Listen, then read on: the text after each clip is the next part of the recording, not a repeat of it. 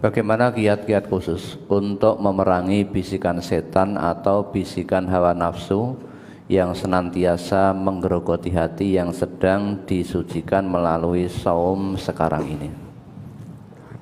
Lah saum itu apa toh? Saum itu kalau kita pahami ya, saum itu menahan. Menahan, ini masih secara umum makna saum yang menahan ini. Bisa menahan tidak makan, tidak minum, juga menahan hawa nafsu. Menahan hawa nafsu, bahkan menahan untuk tidak bicara itu juga disebut saum. Coba buka surat Maryam ayat 26. Ini kata saum hanya satu kali ini muncul di dalam Al-Quran, hanya satu kali ini kata saum. Maryam 26. Surat Maryam nomor surat 19 ayat 26. Fakuli wasrobi wa qurri aina fa imma tarayinna minal basari ahadan fakuli inni nazartu lirrahmani sauman falam ukallimal yauma insiya. Maka makan, minum dan bersenang hatilah kamu. Jika kamu melihat seorang manusia, maka katakanlah, sesungguhnya aku telah bernazar berpuasa untuk Tuhan yang Maha Pemurah, maka aku tidak akan berbicara dengan seorang manusia pun pada hari ini. Ya, ini kata saum, hanya dalam ayat ini muncul kata saum. Kalau di dalam Al-Quran kata saum hanya sekali ini muncul. Kalau kata as-siyam itu 9 kali muncul dalam Al-Quran. Nah, kalau kita melihat ayat ini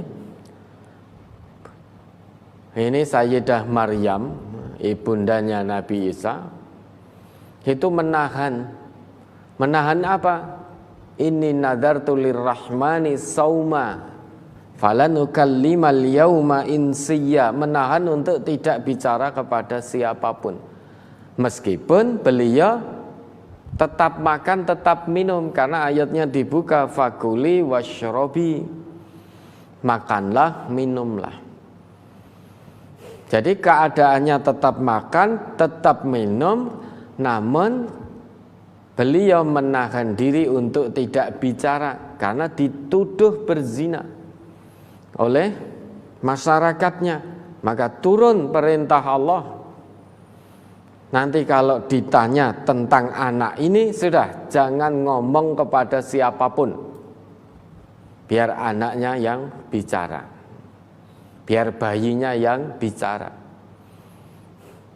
Maryam dilarang tidak bicara, maka inni nadartu lirrahman, sesungguhnya aku bernadar pada Allah Tuhan yang Maha Rahman, Maha Pengasih. Bernadar sauma, menahan diri, falanukallimal yauma insiya, menahan diri untuk tidak bicara. Nah ini saum itu maknanya masih umum. Artinya menahan diri apapun. Misalkan kita menahan untuk tidak makan, berarti kita sedang saum. Saum dalam arti menahan untuk tidak makan. Atau kita makan namun menahan diri untuk tidak minum, berarti kita juga sedang saum. Saum dalam arti menahan tidak minum. Tapi kalau siam itu berarti menunjuk pada makna puasa yang kita lakukan. Tidak makan, tidak minum, tidak berhubungan suami istri. Itu as-siyam. Memang khusus, tata caranya khusus. Meski dalam bahasa hadis terkadang puasa yang kita lakukan disebut as-siyam, terkadang as-saum. Namun diksi Al-Quran itu luar biasa, tidak ada yang menandingi. Kalau dalam bahasa Al-Quran, as-saum disebut hanya di dalam satu ayat ini, menunjukkan menahan diri untuk tidak bicara. Namun as-siyam muncul 9 kali. 9-9-nya itu menunjuk pada puasa yang kita pahami ini. yang kita tengah jalani. Nah, sekarang saudara sedang puasa, maka semaksimalnya jadikan momentum puasa ini sebagai momentum kebangkitan iman dan takwa. Memang setan punya banyak cara untuk menggelincirkan manusia, baik yang sedang puasa atau yang tidak sedang berpuasa. Selama dia mengaku beriman kepada Allah dan selama masih hidup, selama itu setan akan melakukan bisikan-bisikan, akan melemparkan jeratan-jeratannya. Lawang itu sudah permohonan setan kok. Pada Allah, summa la'atiyannahum min baini aidihim wa min khalfihim wa an aimanihim wa an syama'ilihim wa la tajidu aksarahum syakirin. Aku akan datangi hamba-hambamu ya Allah dari arah depan, dari belakang, dari kanan, dari kiri. Kemudian sesudah itu engkau niscaya akan mendapati kebanyakan mereka tidak bersyukur. Nah, namun jangan takut, jangan khawatir. Meski setan sudah berjanji pada dirinya akan menggoda manusia setiap saat, setiap waktu dari berbagai penjuru dengan banyak cara, ibaratnya punya 1001 cara. Allah beri kita satu senjata yang ampuh. Apa itu senjatanya? Fattakhidhuhu aduwa. Coba diingat itu, Fatir. Quran surat Fatir, surat 35 ayat 6 atau berapa itu.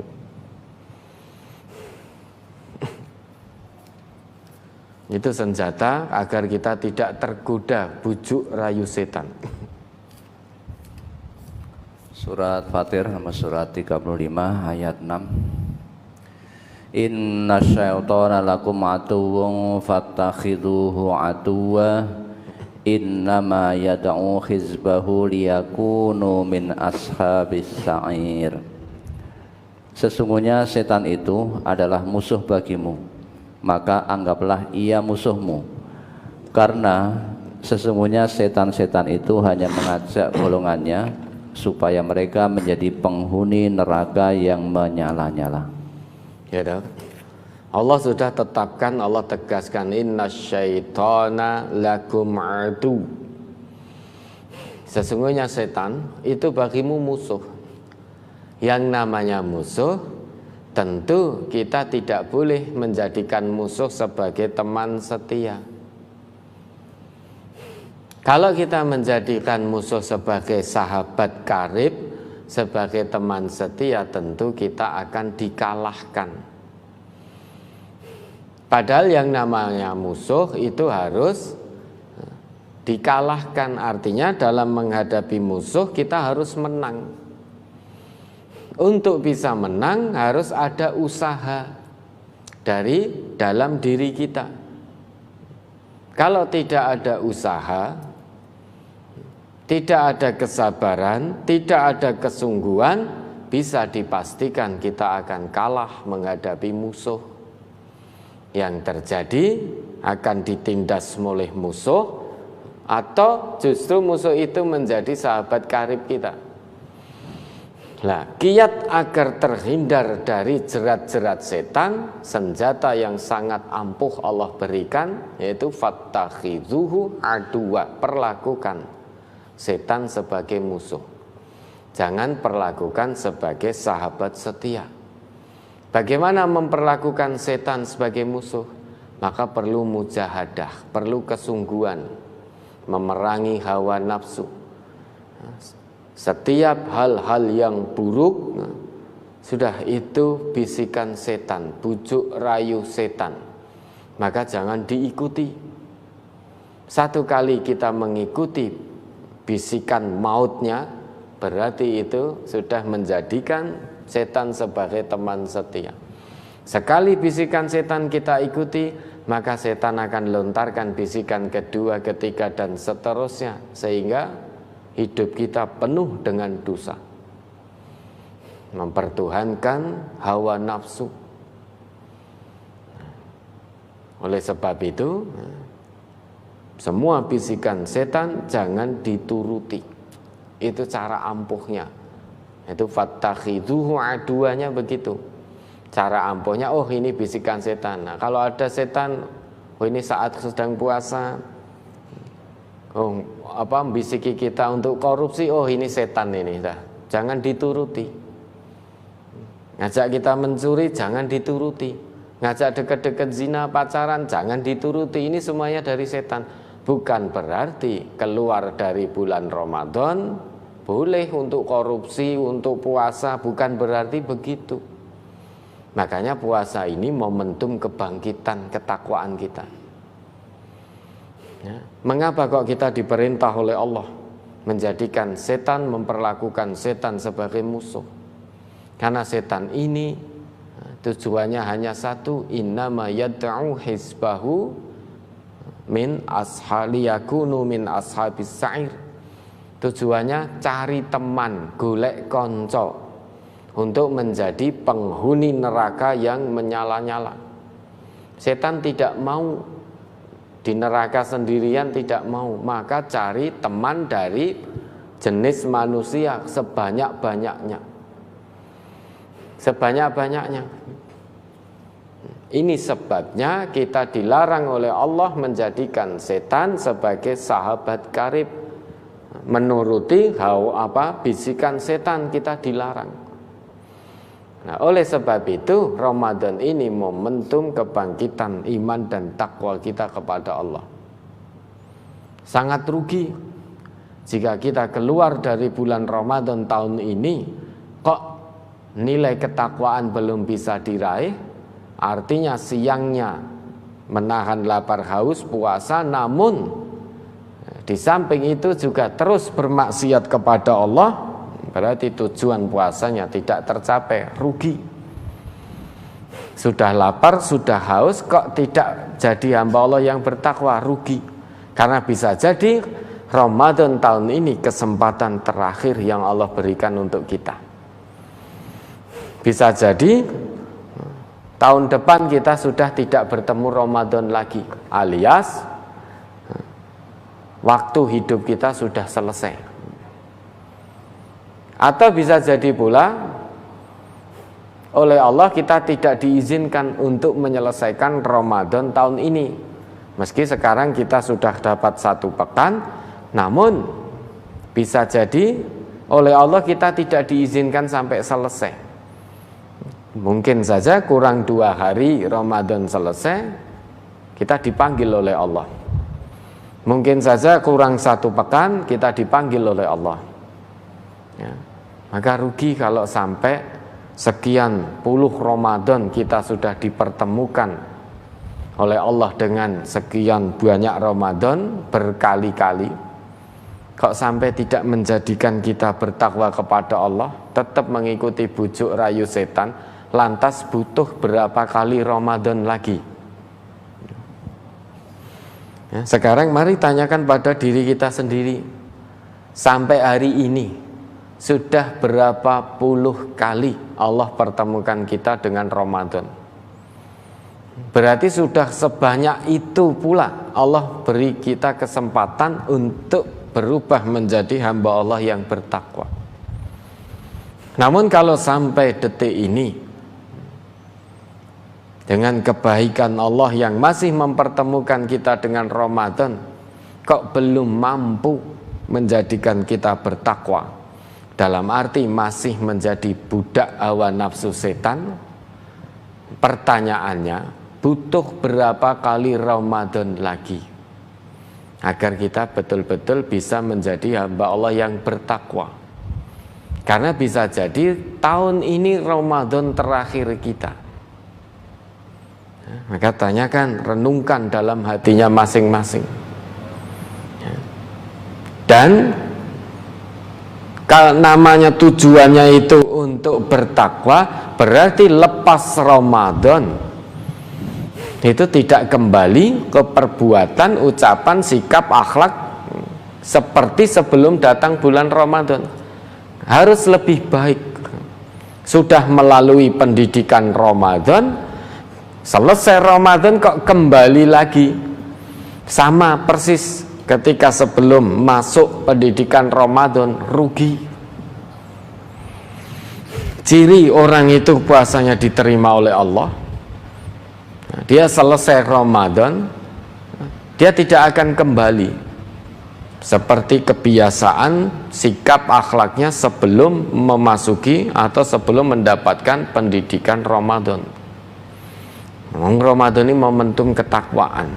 Selesai Ramadan tentu kalau belum bisa meningkatkan, setidaknya dia akan mempertahankan dengan sekuat tenaga kebajikan-kebajikan yang selama Ramadan dia lakukan. Kalau selesai Ramadan wis bar Ramadan ya wis bar, amal baiknya ya sudah, berarti ini indikasi pendidikan Ramadan telah gagal dijalani. Kalau di Ramadan jangankan ibadah wajib, ibadah sunnah ketinggalan gelisah. Padahal sebelum Ramadan, jangankan sunnah, wajibnya saja tertinggal, hati tidak merasakan gelisah sedikit pun. Namun ketika masuk Ramadan, tiba-tiba ketinggalan sunnah menjadi gelisah. Maka bersyukurlah bahwa hati terbuka. Pertahankan itu, jangan sampai nanti selesai Ramadan, wis rampung Ramadane, maka wis sudah, yang penting wajib betok, padahal ketika Ramadan sunnahnya dapat banyak. Selesai Ramadan kenapa kok sampai berhenti? Kok sampai berhenti? Padahal ketika Ramadan bisa dikerjakan. Saat Ramadan tertinggal sunnah, hati gelisah. Kemudian selesai Ramadan kembali seperti sebelum Ramadan, mung padha wae. Yang penting wajibnya tok. Bahkan sholatnya ditunda-tunda terus seperti sebelum datang bulan Ramadan. Nah, itu indikasi Ramadannya, pendidikan Ramadannya gagal. Ya, mudah-mudahan kita dihindarkan oleh Allah, dijauhkan dari Allah dari sikap dan sifat yang seperti ini. Selesai Ramadan, tetap tancap gas terus. Fastabiqul khairat, berlomba dalam kebaikan terus. Selesai Ramadan. Karena kita ingin dan berusaha dengan sungguh-sungguh berhasil di pendidikan Ramadan tahun ini. Sehingga tujuan Ramadan, puasa, agar kita bertakwa kepada Allah itu terwujud.